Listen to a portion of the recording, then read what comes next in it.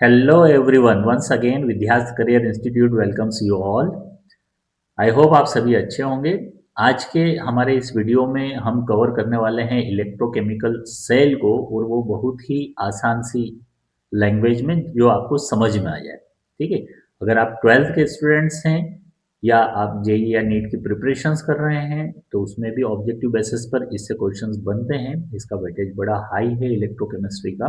तो इलेक्ट्रोकेमिस्ट्री का ये टॉपिक अगर आपने देख लिया तो आपके लिए बड़ी आसानी होने वाली है। तो चलें समझते हैं हम इस वीडियो को। हमारा टॉपिक है इलेक्ट्रोकेमिकल सेल। इसका पूरा कंप्लीट एक्सप्लेनेशन मिलेगा कि भाई इलेक्ट्रोकेमिकल सेल होता क्या है, पहले तो वो समझें।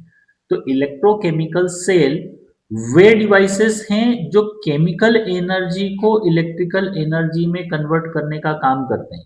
मतलब कहीं ना कहीं केमिकल रिएक्शन हो रही है, रिएक्शन से इलेक्ट्रॉन ट्रांसफर हो रहे हैं और उस बेसिस पर चार्जेस फ्लो हो रहे हैं, मतलब इलेक्ट्रिसिटी डेवलप हो रही है। या जस्ट अपोजिट कहें कि इलेक्ट्रिकल एनर्जी को केमिकल एनर्जी में कन्वर्ट करने का काम कर रहे हैं। ठीक है, तो ये हमारे लिए कंडीशंस है। यहाँ पर दो हाफ होते हैं, एक हम बोल सकते हैं रेडॉक्स रिएक्शंस में, एक बोलते हैं ऑक्सीडेशन, दूसरा रिडक्शन।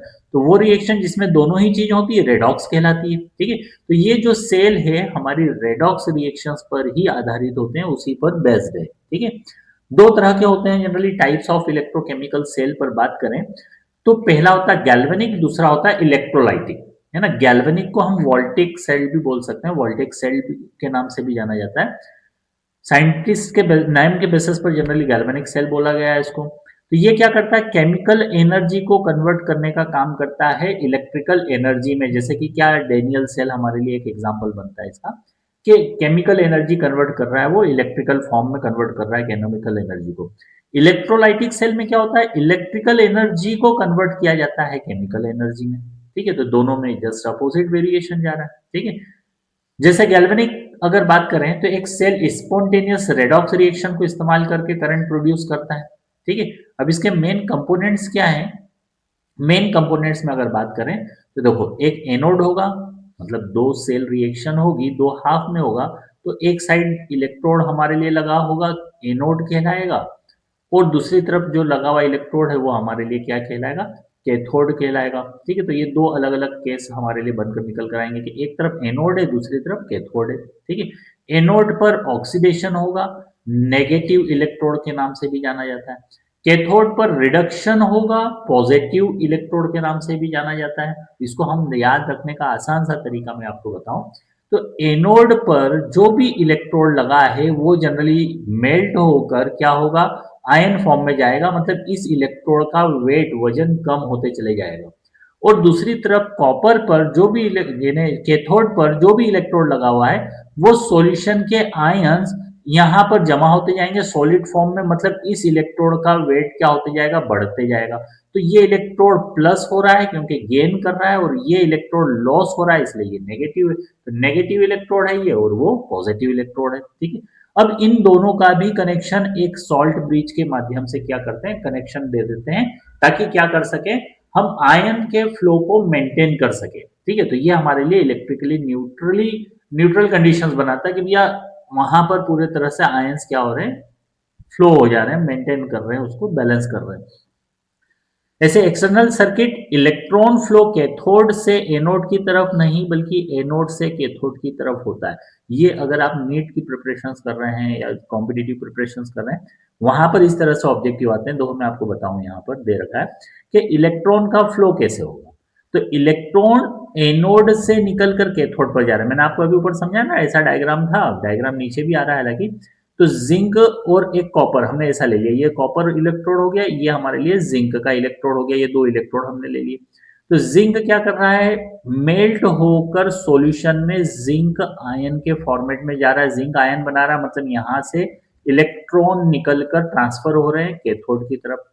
ठीक है, तो आप देखो कि इलेक्ट्रॉन कैसे निकल रहे हैं, एनोड से कैथोड। मैंने अभी आपको है ये एनोड है, ये हमारे लिए क्या कैथोड है। तो एनोड से कैथोड की तरफ ट्रांसफर हो रहे हैं।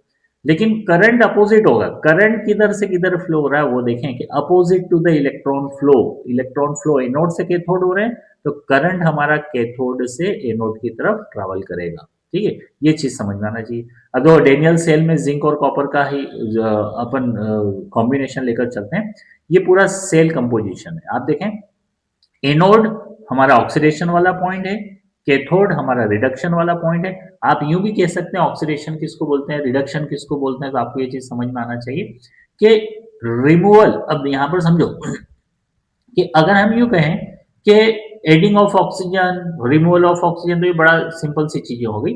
हम यूं बोल रहे हैं कि जहां पर कह सकते हैं कि रिडक्शन हो रहा है, वहां पर क्या होने वाला है, देखो कॉपर हमारे लिए जनरली क्या कर रहा है, इलेक्ट्रॉन को गेन करने का काम कर रहा है, ठीक है। और एनोड क्या कर रहा है, इलेक्ट्रॉन को देने का काम कर रहा है, ठीक है। तो एनोड पर हो रहा है ऑक्सीडेशन और कैथोड पर क्या हो रहा है, जनरली रिडक्शन। दो तरह के, एक जिंक का आपको इलेक्ट्रोड लगा हुआ दिखाई दे रहा है, ठीक है, और दूसरी तरफ क्या है, कॉपर का इलेक्ट्रोड लगा हुआ दिखाई दे रहा है। और बीच में ये येलो कलर का एक्चुअल में सॉल्ट ब्रिज है, जिसमें कौन सा सॉल्ट डाल रखा है हमने, पोटेशियम क्लोराइड, ठीक है, ये सॉल्ट है। और बीच में वोल्ट मीटर लगा रखा है, यहाँ पर आप देखो वोल्ट मीटर लगा रखा है। ये वोल्ट मीटर क्या कर रहा है, एक्चुअल में कितना वोल्ट रिप्रेजेंट कर रहा है कि इलेक्ट्रिसिटी फ्लो हो रही है नहीं हो रही है, वोल्ट कितना वोल्ट की इलेक्ट्रिसिटी फ्लो हो रही है, ये चीज बता रहा है। इसकी कंप्लीट सेल रिएक्शन इस तरीके से लिख रखी है, ठीक है। ये एक्चुअल में स्टार्टिंग है। अभी यहाँ पर हम और भी समझेंगे कि एनोड पर क्या हुआ। देखो एनोड पर इलेक्ट्रोड था सॉलिड फॉर्म में, तो वो आयन फॉर्म में आया और क्या हुआ, इलेक्ट्रोड मेल्ट हो रहा है, इलेक्ट्रोड का वेट कम हो रहा है, अपने दो इलेक्ट्रॉन को रिमूव करके कहाँ पहुंचा दे रहा है, वो कॉपर पे। ये रिएक्शन हम यहाँ पर समझे कि जिंक ने अपने इलेक्ट्रोड को आयन फॉर्म में जिंक आयन के फॉर्मेट में कन्वर्ट करा, और जो दो इलेक्ट्रॉन निकले वो दो इलेक्ट्रॉन कहां पर पहुंचा देगा, वो टुवर्ड्स द कॉपर, कॉपर की तरफ ये इलेक्ट्रॉन ट्रेवल कर रहे हैं, तो कॉपर की तरफ जनरली ये इलेक्ट्रॉन को क्या कर देगा, पहुंचा देगा, ठीक है। तो कॉपर में इलेक्ट्रॉन आएंगे। अब कॉपर में ऑलरेडी क्या होगा, आयन हमारे पास में मौजूद है, तो वो जो दो इलेक्ट्रॉन आए, वो दो इलेक्ट्रॉन को एक्सेप्ट करके कॉपर क्या हो जाएगा, यहाँ पर जमा होते चले जाएगा, ठीक है, मतलब सॉलिड फॉर्म में आता चले जाएगा कॉपर, ठीक है। तो ये दो एनोड पर क्या हो रहा है, जिंक सॉलिड से आयन फॉर्म में कन्वर्ट हो रहा है और दो इलेक्ट्रॉन दे रहा है। और कैथोड पर क्या हो रहा है कि कॉपर जो आयन था, जो जिंक ने दो इलेक्ट्रॉन हमको दिए, वो कॉपर एक्सेप्ट करके कॉपर सॉलिड फॉर्म में कन्वर्ट हो रहा है, ठीक है, समझ में आ रहा होगा। ओवरऑल रिएक्शन अगर दोनों को प्लस करके लिख दें, तो प्लस करने का तरीका यही है कि इधर से इधर ये कैंसिल हुआ, तो यहाँ पर जो बची वो सारी चीजें हमने लिख दी एलएचएस में, और आरएचएस में जो है वो हमारे लिए आरएचएस में आ गई, ठीक है। तो ये हमारे लिए कंप्लीट ओवरऑल रिएक्शन हो गई कि जिंक प्लस कॉपर आयन है, तो जिंक हमारे लिए आयन फॉर्म में कन्वर्ट हुआ प्रोडक्ट में, और कॉपर आयन फॉर्म में था, तो वो प्रोडक्ट में आकर सॉलिड फॉर्म में कन्वर्ट हो गया, ठीक है। ये कंप्लीट सेल रिएक्शंस हो गई। अब इसको सेल नोटेशंस के फॉर्मेट में अगर लिखें तो देखो कैसे लिखेंगे, जिंक क्या हुआ, आयन फॉर्म में कन्वर्ट हो रहा है, एक्वस हो रहा है, कॉपर एक्वस से सॉलिड फॉर्म में आ रहा है, ठीक है। सॉल्ट ब्रिज क्या है, अभी मैंने आपको बताया, सॉल्ट ब्रिज जनरली क्या करता है, यू शेप्ड यू ट्यूब है ये, एक्चुअल में ये क्या करता है, इनर्ट इलेक्ट्रोलाइट उसमें फिल किया हुआ होता है, जैसे कि क्या हो गया, पोटेशियम क्लोराइड हो गया, पोटेशियम नाइट्रेट हो गया, इस तरह से ये एक्चुअल में आयंस को मेंटेन करने का काम कर रहा है, मतलब इलेक्ट्रिकली न्यूट्रल बनाए रखने का काम कर रहा है, ठीक है। सॉल्यूशंस को एक दूसरे में मिक्स होने से रोकने का काम करेगा, सर्किट को कंप्लीट करने का काम करेगा, ठीक है। अब देखो नेक्स्ट है कि सेल पोटेंशियल, हम ईएमएफ जिसको बोलते हैं इलेक्ट्रोमोटिव फोर्स।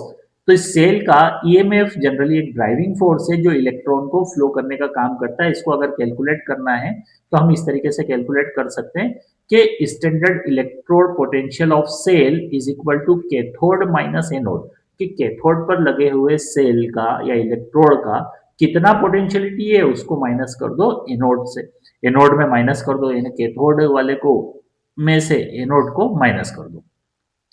अगर ईएमएफ पॉजिटिव हो तो रिएक्शन बड़ी तेजी से होगी, स्पॉन्टेनियस रिएक्शंस होगी, ठीक है। ऐसे इलेक्ट्रोलाइटिक सेल पर अगर बात करें तो इलेक्ट्रोलाइटिक सेल हमारे लिए नॉन स्पॉन्टेनियस रिएक्शंस हैं। तो नॉन स्पॉन्टेनियस रिएक्शंस को चलाने के लिए हमें एक्सटर्नल बैटरी की जरूरत पड़ेगी, हमें बाहर से जनरली एनर्जी देना पड़ती है उसके लिए, ठीक है। फीचर क्या है, एनोड पॉजिटिव होगा, कैथोड नेगेटिव होगा। इलेक्ट्रॉन का फ्लो एनोड से कैथोड की तरफ नहीं बल्कि किधर होगा, बैटरी से करवाया जा रहा है, फोर्सफुली करवाया जा रहा है, ठीक है। तो ये चीज हमें दोनों में वेरिएशन भी समझ में आना चाहिए, ठीक है। एग्जाम्पल दे रखा है electrolysis of water, electroplating, extraction of metal, इन्हीं को हम यूजेस में भी डाल सकते हैं कि यही सारे यूजेस भी हैं इसके, ठीक है। डिफरेंस बिटवीन द गैल्वेनिक और इलेक्ट्रोलाइटिक सेल की अगर बात करते हैं दोनों में क्या डिफरेंस आ रहा है, तो दो गैल्वेनिक सेल में हम यूं कहते हैं कि ये एक्चुअल में क्या है, स्पॉन्टेनियस रिएक्शंस होती है, जो इलेक्ट्रोलाइटिक सेल में नॉन स्पॉन्टेनियस फॉर्मेट में। गैल्वेनिक सेल में जो एनोड होता है वो नेगेटिव होता है, कैथोड कैसा होता है, पॉजिटिव होता है। इलेक्ट्रोलाइटिक में क्या होता है, एनोड पॉजिटिव है और कैथोड नेगेटिव है, क्योंकि यहाँ पर बाहर से हम एनर्जी दे रहे हैं, हम बैटरी एडिशनल लगा रहे हैं यहाँ पर, ठीक है। ऐसे गैल्वेनिक सेल हमारे लिए एनर्जी प्रोड्यूस करता है और इलेक्ट्रोलाइटिक क्या कर रहा है, एनर्जी को कंज्यूम करने का काम कर रहा है, ठीक है। यूजेस क्या है, एप्लीकेशंस क्या है, तो दो लीड एसिड बैटरी हम घरों में यूज करते हैं जनरली, है ना, इन्वर्टर वगैरह में। ऐसे ही ड्राई सेल हो गया, लिथियम आयंस बैटरी हो गई, तो बैटरीज जनरली ये डेवलप करते हैं हम लोग इनसे। ऐसे इलेक्ट्रोप्लेटिंग का यूज मैंने बताया ना अभी कि यूज भी यही हो जाएगा, ठीक है। मेटल प्यूरिफिकेशन के लिए एक्सट्रैक्शन अभी ऊपर पढ़ा आपने, वही चीज यहाँ पर आ गई। इलेक्ट्रोलाइसिस के लिए हम यूज कर सकते हैं सेंसर, यानी पीएच मीटर में हम यूज कर सकते हैं, पीएच किसी भी सॉल्यूशंस की कैलकुलेट करना है तो वो मीटर यूज करते हैं हम लोग, तो इसमें सेंसर के रूप में यूज कर सकते हैं। फ्यूल सेल के रूप में जनरली इस्तेमाल किया जा सकता है, ठीक है। तो ये सारी उसकी एप्लीकेशन से, बड़ा सिंपल सा टॉपिक था हमारे लिए, ठीक है। आई होप आपको अच्छा लगा होगा, समझ में आया होगा, और अच्छे से समझ में आया हो तो वीडियो को लाइक शेयर और सब्सक्राइब जरूर करें। इन द एंड वही बोलूंगा, पढ़ो दिल से, समझो स्माइल से, पढ़ो इतना क्लियर कि डाउट हो डिसअपियर।